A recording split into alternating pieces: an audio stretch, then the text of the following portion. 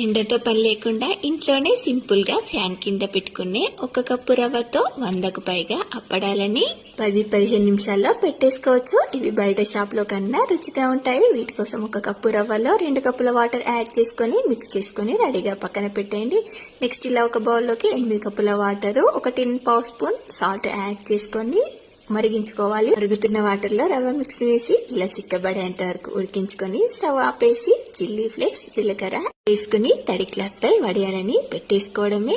ఇది full video detail గా కావాలంటే కింద స్క్రీన్ పై కనబడుతున్న ఎండతో పని లేకుండా అప్పటికప్పుడు కప్పు రవ్వతో 100కు పైగా అప్పడాల వీడియో లింక్ పై క్లిక్ చేయండి.